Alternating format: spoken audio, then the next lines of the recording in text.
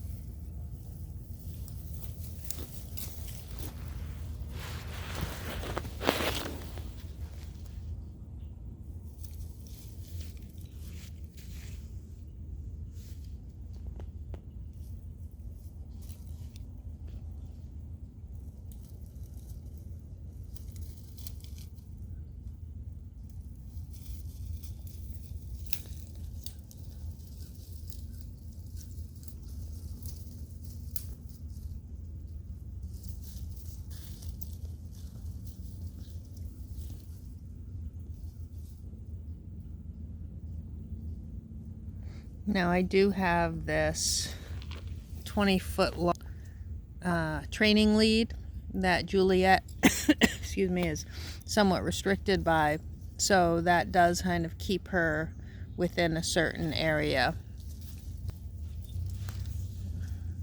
And at times I will have to get up and untangle it, although sometimes I just do let her get tangled up a little bit.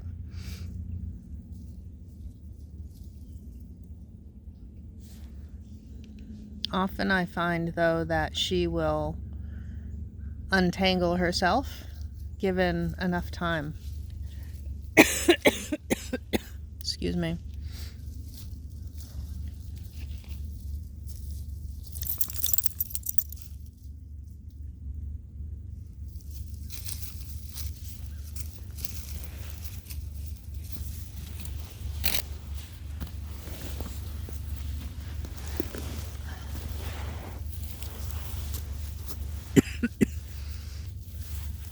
And it feels like she wandered around behind me to the right, went down into those bushes and behind the tree I'm sitting against, and has come out the other side.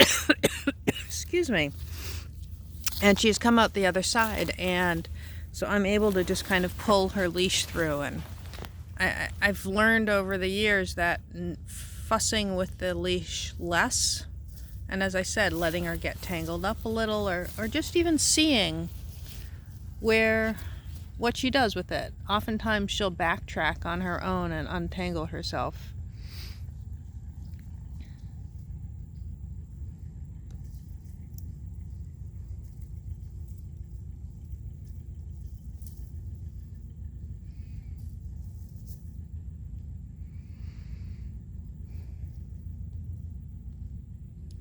As I watch her, one of the things that's interesting is that our dogs are kind of doing a perimeter check on their own.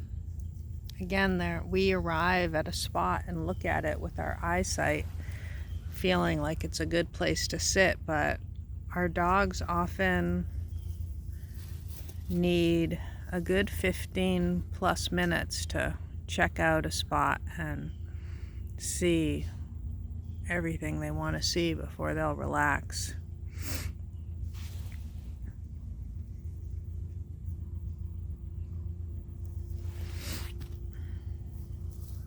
It's been about 5 minutes.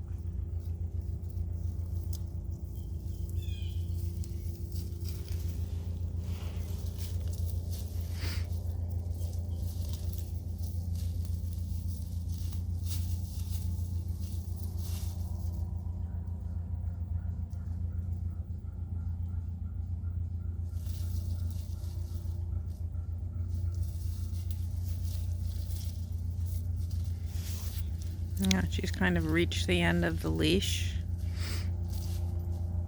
She's digging around a little bit. Oftentimes I've noticed Juliet might find a spot of her own, dig a little hole, and plop herself down in that. That may or may not be okay with you. I'm okay with it.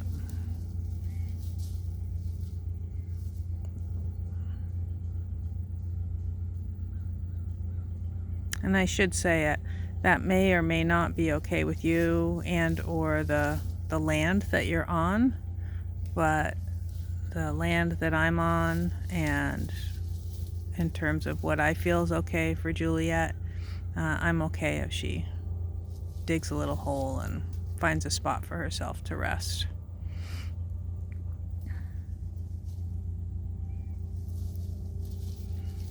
Here, see, she's coming back on her own after wandering down somewhere. So it was really like this patience with the leash and just letting her find her own way. Hey, sweetie. Because when she comes back on her own and untangles herself. So.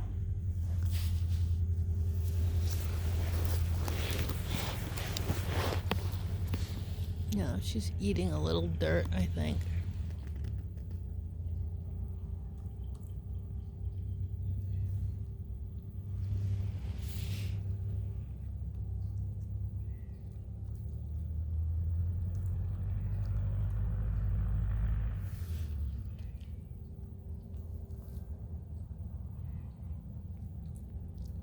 Juliet will often eat PD dirt, like old pine duff and old rotten logs.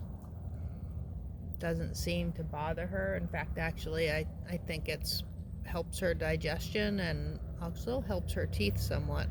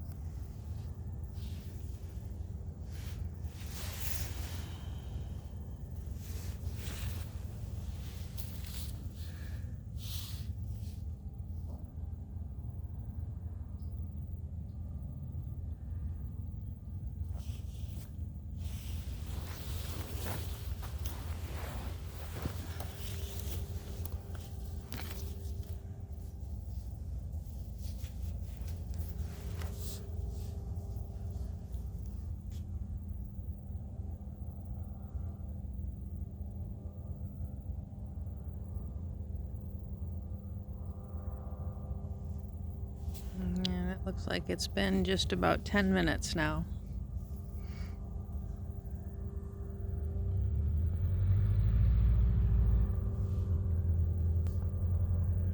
So another variable is like, what kind of walk have we taken to get to this point? Juliet just sat down and we walked in probably about a mile, a leisurely walk in to this spot.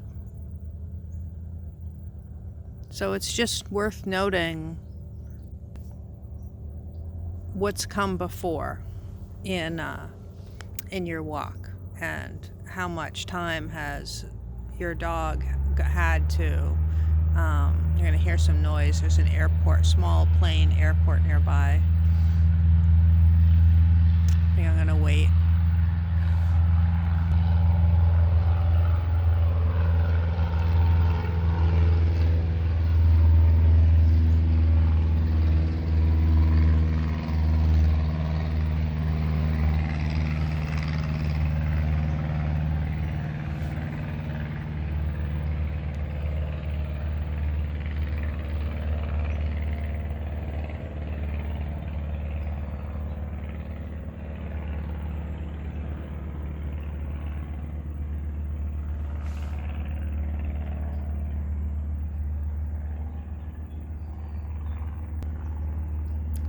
So again, it's just worth thinking about what's come before this moment in our walk, that we've walked for about a mile, we've paused and looked at stuff and just rambled along.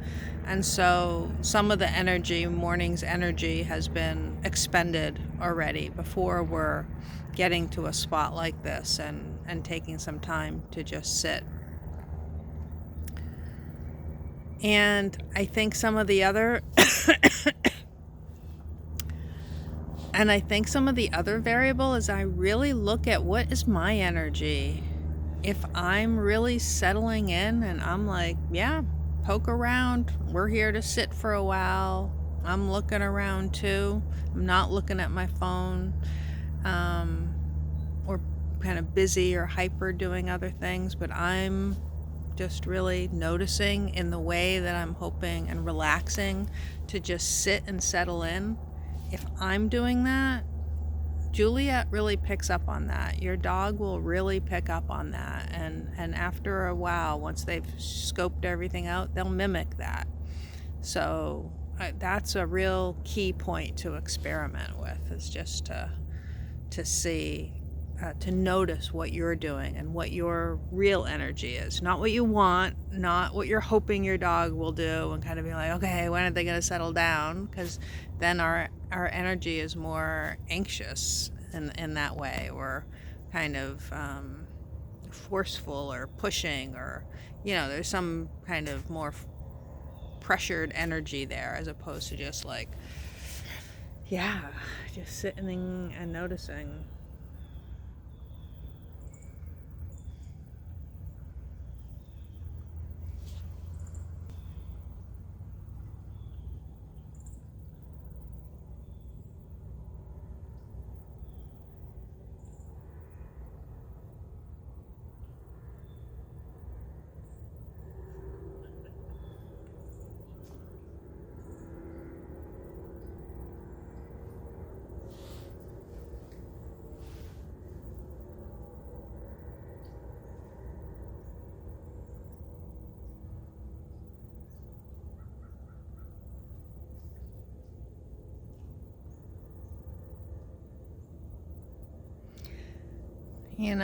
Another interesting point or variable that I'm thinking about right now is I am on a little hilltop overlooking this water around us. We're probably 20 plus feet off the surface of the water. I'm just going to give you a little panorama here, kind of in all directions.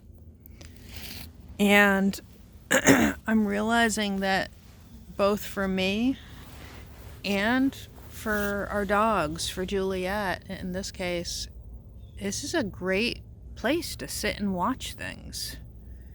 And that when we're in places that don't necessarily feel like good vantage points, there could be a little more stress around kind of relaxing into that. So having a place that naturally feels like, oh, there's lots to kind of sit and look out over or watch, may also really help out in keeping your dog relaxed to kind of sit and look. Our dogs are watchers. Our dogs love to watch things, but I think just like ourselves, we have our preferences for the types of places we like to, and conditions that we like to sit and be watchful or take in the view, so to speak. So it's been 15 minutes now.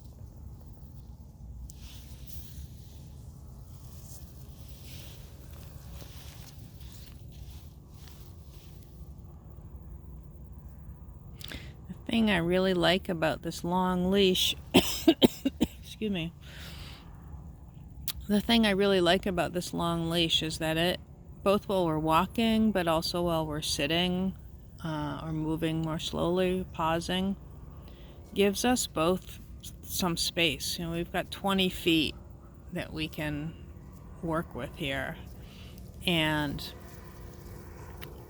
it gives either one of us a chance to kind of get up and move around and ramble a little.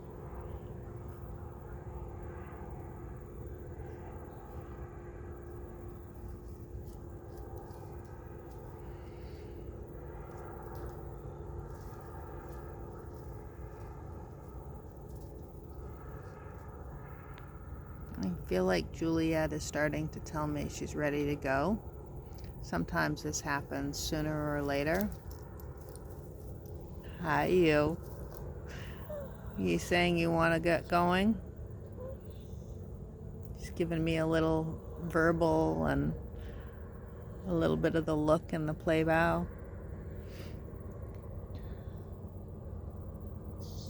All right, let's get going. I think it's really great to, if they communicate with us, not always to give in to them, but to also not let it get to a point of frustration and do what they ask. So, all right, let's go. You ready to go? Come on. Let's get going. What a good girl.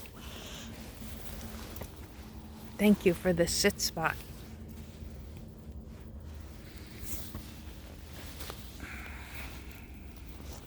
All right, let's go. Come on. Ready?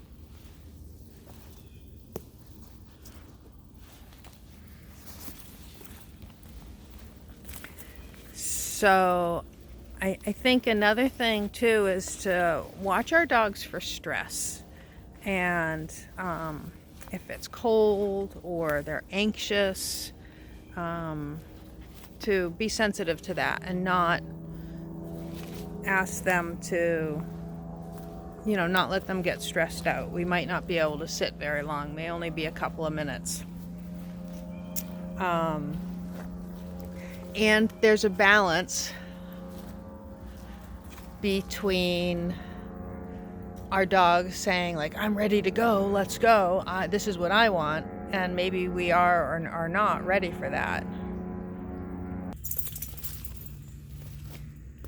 So also just thinking about or really noticing when our dogs are asking us to go because maybe they're impatient or they want to keep going, and not just immediately doing what they say, kind of waiting for a few seconds, those magic 3 seconds or so, and then cueing them ourselves so that they're not cueing us, but we're cueing them.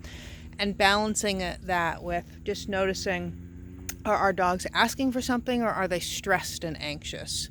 And because we don't want to stress our dogs out or want them to be anxious, but they may be impatient or they may want to go explore. So finding that right moment to say yes to that, and if we're ready, and to move on ourselves. Enjoy your sit spots. I hope you've had a good time today learning from us, and thank you for being with us as we did this sit spot. This is Nadine Mazzola, author of the book Forest Bathing with Your Dog, and forest bathing both with your dog for us and for our dogs, because they need this time as well to smell and be in their senses and to just unwind.